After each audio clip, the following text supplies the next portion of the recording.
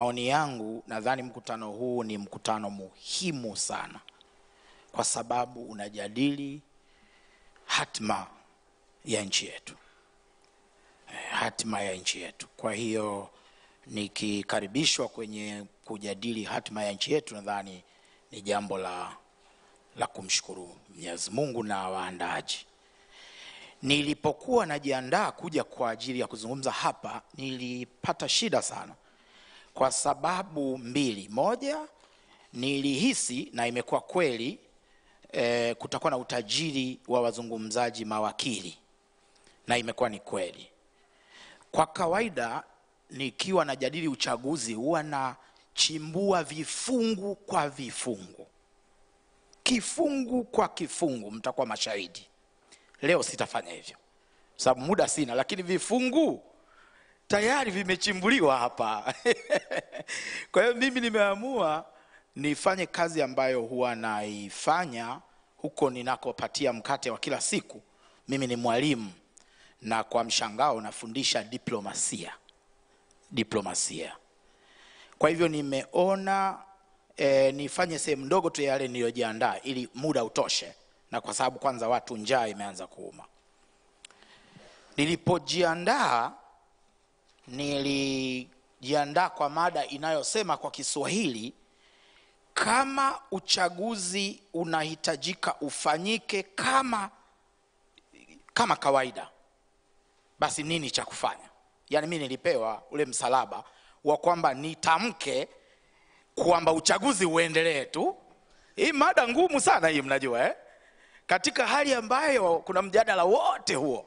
Kibamba nilipewa mada inasema uchaguzi ili tukiassume unafanyika kama kawaida, basi mambo gani yanatakiwa yafanyike. Nami nimefanya huo mtihani vizuri.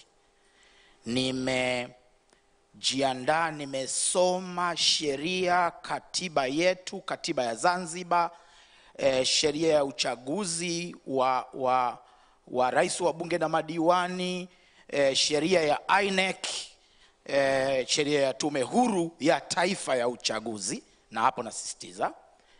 Nikabaini mambo yanayotakiwa yashughulikiwe kati ya sasa na uchaguzi ili uchaguzi ufanyike.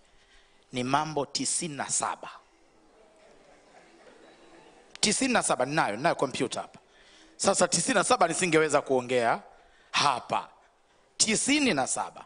Zaidi ya nusu ya hayo, mambo 50 katika kompyuta yangu, ni mambo ambayo hayahitaji mabadiliko yoyote ya katiba wala sheria.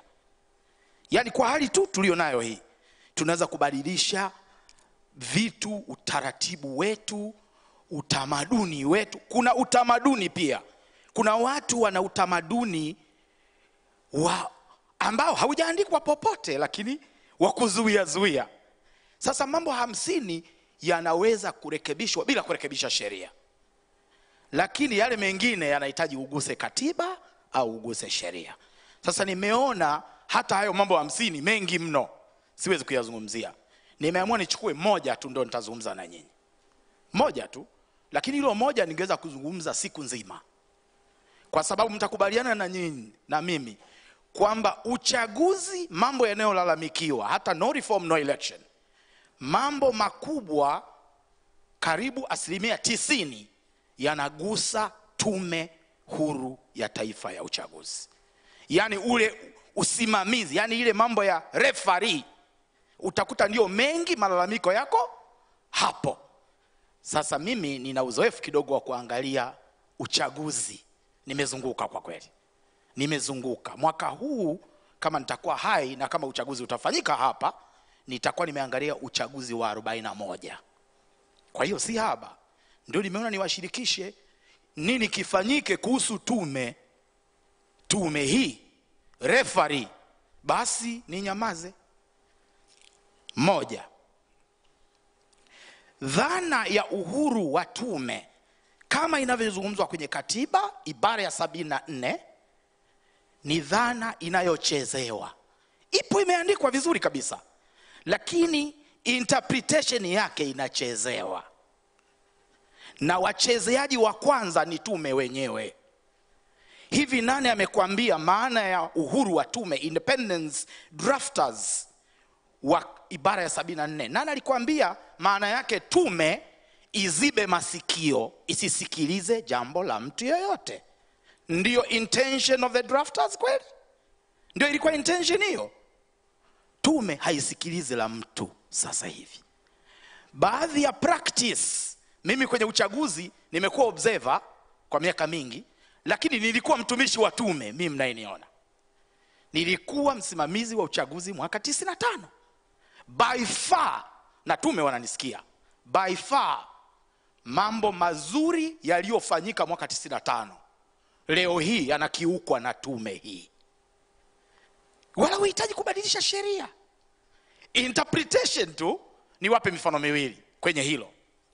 Hivi unapotengeneza kanuni fulani, wewe tume, bunge limetusaidia, limetusikiliza kilio kwamba tume haikuwa huru kwa miaka mingi, uhuru wa kibajeti, uhuru wa kimaamuzi. Kwa hiyo bunge, ingawa tunasema INEC limebadilika jina tu, INEC kuna kauhuru kamekuja. Niwaambie, kwa sheria ya bunge mpya ya INEC, kanuni sio kazi ya waziri. Kanuni siku zote si kazi ya waziri. Ndugu wanasheria, kanuni za sheria siwa ni kazi ya waziri, isipokuwa kanuni za uchaguzi. Kanuni za uchaguzi ni kazi ya tume. Hivi hamuoni kwamba kuna mabadiliko yametokea?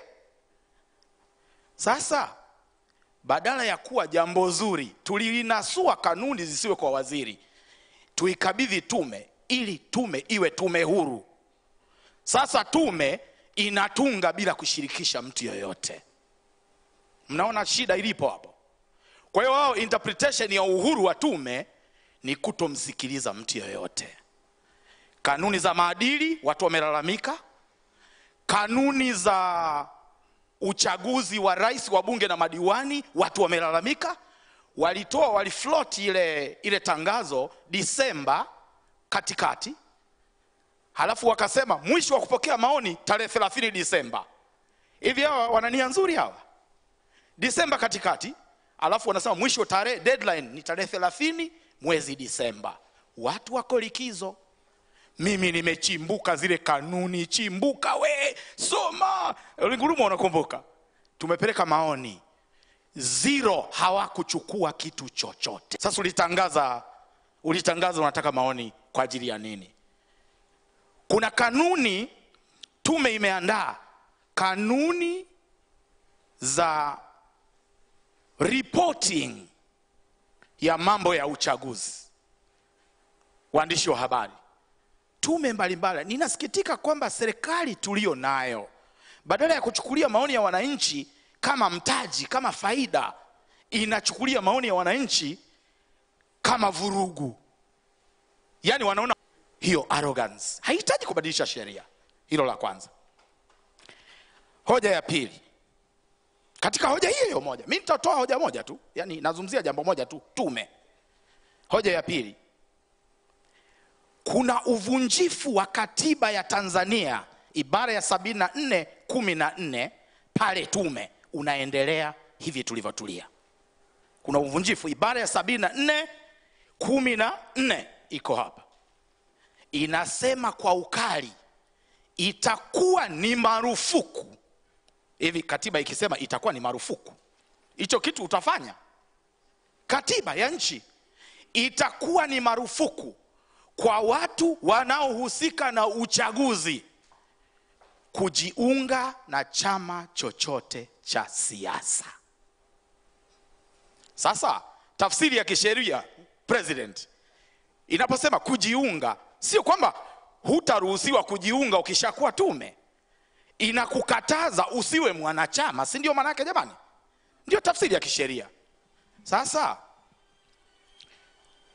pale tume pana watu sio tu wamejiunga na vyama vya siasa, sio tu kwamba wana kadi, wanajulikana na kila mtu nchi hii kwamba waliwahi kuwa na hawajaacha vizuri, katibu mwenezi katibu wa halmashauri kuu ya taifa, itikadi na uenezi, mafunzo yalikuwa hayajawekwa, wa Chama cha Mapinduzi, yuko pale ni kamishna wa tume,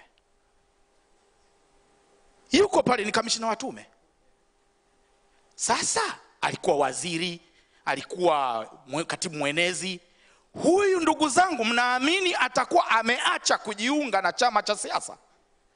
Ameacha lini? Kwa mfano, natoa hoja. Kwa kila hoja yangu napendekeza, na shauri, kwa kuwa huo ni uvunjifu wa moja kwa moja wa ibara ya 74:14 ya katiba ya Tanzania, mamlaka yake ya uteuzi itengue ujumbe wake wa tume kati ya sasa na kabla ya uchaguzi mwezi Oktoba. Si nimeomba? Naomba mamlaka yake itengue. Hii ndio sababu kubwa kwa uzito inayoweza kuchukuliwa kutengua uteuzi wa mjumbe wa kamishna kuliko zile zinazoelezwa humu, afya sijui nini, ukishindwa kutekeleza majukumu. Kwanza ni sehemu mojawapo, kwa sababu inasema moja ya sababu mjumbe wa tume, kamishna, anaweza kupoteza nafasi yake ni endapo itabainika kuwa amepoteza sifa. Endapo kama kwa hali ulionayo sasa ungekuwa hujateuliwa, usingeteuliwa. Natoa hoja hapa, na muomba mamlaka yake ya uteuzi atengue hilo. Kwani linahitaji jamani tukabadilishe sheria? Si sheria mama ipo tayari. Kulifanyika makosa, mbona makosa mengi tulishafanya nchi hii tukarekebisha? Katiba iliwahi kuvunjwa hapa kuhusu jambo ambalo daktari alikuwa analielezea hapa. Mheshimiwa Rais aliwahi kushauriwa vibaya tu na washauri wake, akateua wabunge wake katika wale 10 akateua 6 wanaume. Katiba imekataza rais katika kuteua atatakiwa ateue mwisho ni 5, kwa sababu imesema minimum katika kuteua angalau 5 watakuwa wanawake. Nchi hii rais aliteua na akatangaza, na tunawajua majina.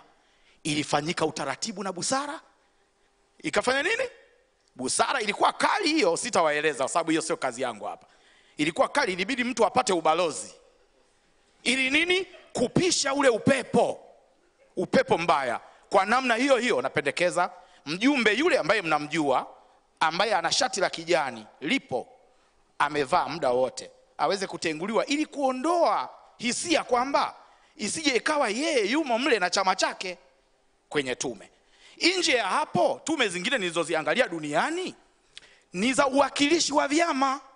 Vyama vinakuwa basi kama yumo mmoja wa chama, vyama viwe na wawakilishi kama Zanzibar tulivyowahi kuwa nayo, vyama viwemo tume. Mozambiki tume yake vyama vimo ndani, Zambia tume yake vyama viko ndani.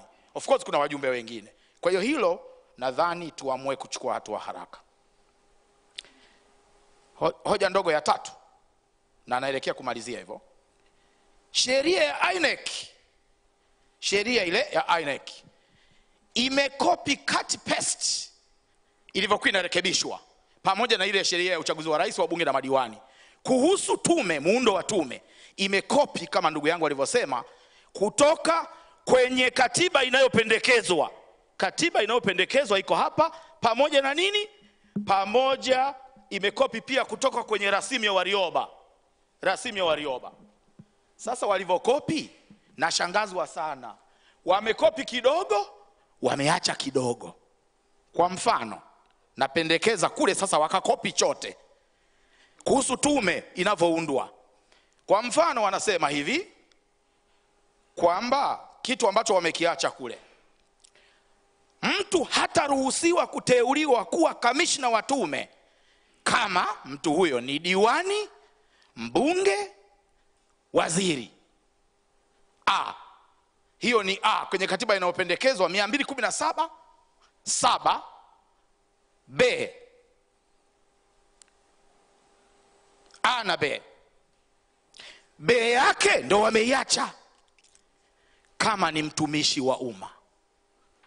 Someni katiba inayopendekezwa, someni rasimu ya Warioba. Katika maeneo ambayo katiba inayopendekezwa haikupishana ni uundaji wa tume, hazikupishana. Mtumishi wa umma amekatazwa asihusike na uchaguzi. Sasa mbona sisi tumeiacha hiyo? Wamekati kila kitu ile wameipesti, ila wameondoa mtumishi wa umma kwa sababu wanataka mtumishi wa umma aendelee kuwa msimamizi wa uchaguzi. Kwa hiyo mimi napendekeza lile katazo, kwa sababu kama spirit wamesema katiba inayopendekezwa haijaanza kutumika, lakini ina jambo zuri, tuikate kule, bunge liliona busara tuilete. Sasa mbona mimi naamini kompyuta ile kasa ilidondosha tu. Sasa naomba turudishe. Unajua kompyuta huwezi kuilaumu kwa makosa yoyote, ni binadamu, unataka ukague. Sasa kwa hiyo nilikuwa napendekeza kwamba watumishi wa umma waondoke kwenye context ya kusimamia uchaguzi, na hili huhitaji mabadiliko yote ya sheria, mheshimiwa mbunge. Mnajua kwa nini? Kwa sababu tayari sheria mlioitunga imefungua, imesema tume inapoteua maarufu haitateua wakurugenzi, kwa sababu mliongea sana, mliwalaumu sana wakurugenzi wa halmashauri. Imesema itapoteua itateua watumishi wa umma na mtu mwingine yeyote mwenye utaalamu, mwenye sifa za kuweza kusimamia. Sasa ndugu Mwabukusi, hapo tunahitaji tume ichukue mtu mwingine yeyote mwenye sifa za kusimamia uchaguzi. Haihitaji mabadiliko ya sheria. Mimi nashangaa, yani nchi hii nashangazwa sana. Haya, la mwisho. Polisi wa uchaguzi. Maana haya ndio makero, hizi ndio kero.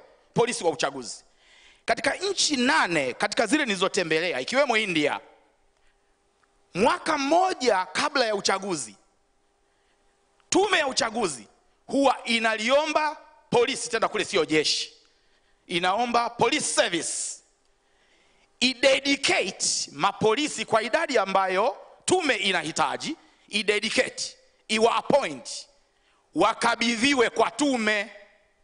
Sasa ndugu zangu, tunazunguka huko kuangalia uchaguzi.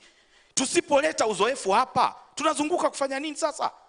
Sasa wale mapolisi, ile orodha ikishakabidhiwa kwa muda wote wa uchaguzi wa mwaka mmoja, hawatatii maelekezo yoyote kutoka polisi. Sijui naeleweka? IGP kwa mwaka mzima hata husika na mapolisi hao. Mamlaka yao kwa mwaka mzima itakuwa ni nani? Tume ya uchaguzi. Kwa hivyo unakuta ile elements za kupokea maelekezo kwamba hao wasing'ae hapo, huo mkutano usambaratishwe. Hao mbona wamejaa sana hapa? Maana wakati mwingine mapolisi wanasambaratisha watu kwa sababu mkutano umejaa sana. Ndugu Lipumba, ukiwa umeandaa mkutano Kidongo Chekundu, nakumbuka kafu mlikuwa mnapenda sana Kidongo Chekundu na mlikuwa mnajaza nyomi pale. Ikijaa nyomi, kuna maelekezo yanatolewa, hebu sambaratisheni hiyo, wengi mno wa watu. Sasa wale polisi wale wanapokea maelekezo, kinaitwa kikosi maalum cha polisi wa uchaguzi. Hiyo tunahitaji kutunga sheria. Hiyo tume inaweza kabisa ikafanya nini? Ikaandaa utaratibu. Siku hizi inachukua polisi, kesho inachukua Wakirwa, kesho kuta inachukua Wambagala, siku nyingine anatumwa mwanamume, siku nyingine polisi wa kike. Kuna wakati wanatumiwa mpaka trafiki. Kuna wakati tume inafanya mafunzo kwa ajili ya polisi watakaoshughulikia uchaguzi. Alafu wale polisi wanatumwa kwenda kukamata vibaka Tunduma. Kwa hiyo tume inawatafuta wale ilio wa train, haiwaoni. Inachukua yeyote tu trafiki wa barabarani, anasimamia uchaguzi. Haya ninayoongea nataka tume ikanushe. Kwa sababu mimi ni mzoefu, nilikuwa mtumishi wa tume. Nilisimamia uchaguzi mimi Temeke 95. Sasa napendekeza kuwe na kikosi maalum, kwa sababu kile kikosi sasa kikifanya makosa itakuwa imefanya tume. Mapolisi wanao misbehave wakati wa uchaguzi, wakati wamekuwa trained vizuri, watakuwa hawa wanakuwa tume ndio imefanya hayo makosa na itawajibika kwayo. Najua uwajibikaji wa tume kwenye katiba imeilinda sana tume, ibara ya 74. Yani imeilinda, haishitakiwi, haifanyi nini, lakini angalau tujue tume ndio iliyowasambaratisha mkutano wa CUF au mkutano wa ACT au wa CCM. Naona nihitimishe kwa kusema hivi, mambo mengi katika haya tunayohangaika nayo yanahitaji mazungumzo. Yanahitaji mazungumzo. Sasa kutoka Jaji Warioba mpaka mzungumzaji wa mwisho kabla yangu wamesema haja ya mazungumzo. Lakini je, katika hali ambayo wale ambao wameshika mpini hawataki mazungumzo, mazungumzo yatawezekana? Maana sasa hivi mazungumzo yenyewe yamekuwa yana matatizo mawili. Kuna watu hawataki mazungumzo, halafu yakifanyika wanafanya ili waonekane tu mnazungumza. Mnajua kuna kufanya ili muonekane kwamba mnazungumza, lakini hakuna nia ya thabiti. Hiyo ni kwa upande wa Chama cha Mapinduzi. Kwa upande wa vyama vya upinzani, kosa kubwa vimefanya vyama vya upinzani kuhusu mazungumzo yanayohusu uchaguzi, yanayohusu hali ya siasa. Kosa kubwa ni kukubali kuwafungia wengine nje. Naomba nieleweke hapa. Wewe unadai, kwani wewe unaenda kudai mkate wako wa nyumbani? Unaenda kudai mambo ya nchi ya Tanzania, halafu unaambiwa njoo basi tuzungumze. Mnaingia, milango inafungwa, wengine wana speculate tu uko nje. Ni kosa kukubali mazungumzo ya kufungiana ndani. Mazungumzo ili yawe na maana, lazima milango iwe wazi, kwa maana ya kwamba kuwe na uwakilishi. Wewe ACT, kama ukitokea ukaitwa njoo tuzungumze, waambie tunazungumzia si yale mambo ya uchaguzi, ndio basi tuwahusishe na wenzetu wa Chadema, wa CUF, wa nani. Wewe ndio wewe wa kwanza. Usijisikie sifa kuingia kwenye milango ya Ikulu na kufungwa milango. Mle ndani hatujui mnazungumza nini. Mazungumzo, tatizo lake, mazungumzo kwa mpaka leo yamekuwa hayafuati misingi ya kisayansi ya mazungumzo. Meza ya mazungumzo haiwezi kuwa na pande mbili tu. Hii ndafundisha mimi chuoni. Meza ya mazungumzo inatakiwa iwe na yule anayesema wewe mbona humsikilizi huyu mwenzako, inayochagiza upande wa 3 na wa 4 na wa 5. Msisahau viongozi wa dini, msisahau asasi za kiraia, msisahau wataalamu wa sheria, msisahau wataalamu wa uchaguzi. Kila ninakokwenda huko kwenye hizo nchi 40 nakutana na tume ya uchaguzi ya Tanzania imetuma watu. Sasa wao wanajifunza nini huko? Wapo wanaangalia chaguzi. Hata wao ubize, mzee Warioba na wazee akina mzee Butiku wanawaomba wakutane, wanasema wako bize. Unaweza kushangaa hawako tu Magu na Iringa. Unaweza kushangaa wako wanaangalia uchaguzi huko, ambao wakirudi hawajafaidika na somo lolote. Nilitaka kuwa mkali kidogo, lakini naomba mniwe radhi. Kwa hivyo nilikuwa nafikiri kwamba mazungumzo kamwe yanayohusu uchaguzi yasihusishe pande mbili. Sijui Chadema CCM, ACT CCM. Maana hiyo ndio inatokea kosa sana. Zanzibar kwa mfano, niwape mfano. Mazungumzo ya mwafaka yaliwabagua wengine. Yalipowabagua wengine ikatengenezwa katiba. Katiba ya Zanzibar imeshindwa kutekelezeka. Uchaguzi ulipita, katiba hii ya Zanzibar ilisema hivi kwamba kuanzia sasa chama kimoja kisiwe peke yake kwenye madaraka. Kwa hiyo kutakuwa na serikali ya mseto. Lakini Profesa Lipumba mkaweka threshold home kwamba hicho chama kingine kinachoingia kwenye mseto kiwe kimefikisha angalau asilimia. Hiyo haikufikia uchaguzi, baada ya uchaguzi fulani haikufikia. Kwa hiyo mseto ukawa kikatiba umeshindikana. Haya wengine wangeyaona hizi issues hizi, the more experienced people wangekuwa walisema je, isipofikia hiyo threshold. Lakini mkijifungia wawili hamuyaoni hayo. Ilibidi rais atumie sijui kinachoitwa busara, nadhani busara, akapiki tu different people, akapiki